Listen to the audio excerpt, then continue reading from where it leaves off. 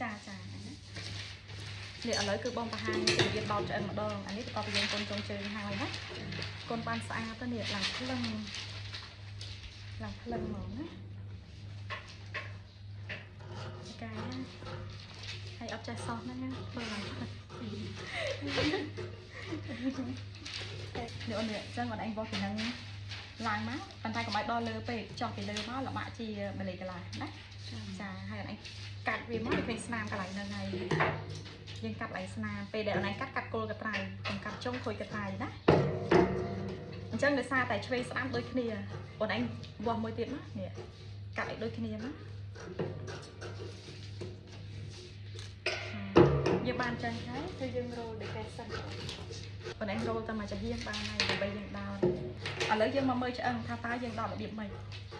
អូនឯងមើលនៅពេលដែលយើងដោតចូលបែបហ្នឹងនេះឲ្យវាកោងមកអញ្ចឹងណាអត់កន្លះអញ្ចឹងហេអត់ទេអញ្ចឹងយើងដោតណាអានេះយើងមកជើងទាតែបើយើងដេកមកជើងទាលើបន្តិចស្រួលដោតថាមកអូននេះចាមកចាហៀងទៀតអូនដោតខ្លួនឯងឥឡូវបងវាស់មកចាហៀងទៀតឲ្យវាស់អាខ្សែទ្រូងម្ដងកតុយត្រីហ្នឹងដាក់មកឲ្យអូនវាស់ខ្លីៗដោយសារតែកន្លែងហ្នឹងវាកោងមកអញ្ចឹងតែអូនកំដរលើណាចោះមកពីលើមកម្លេចកន្លះពុតវាកាត់ពីមក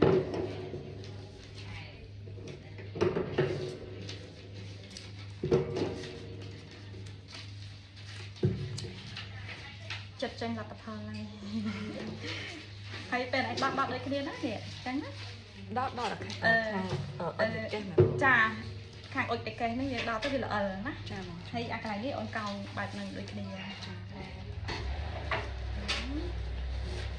កន្លែងណារៀងតឹងតយើងឃើញចាអូននេះឃើញទេចា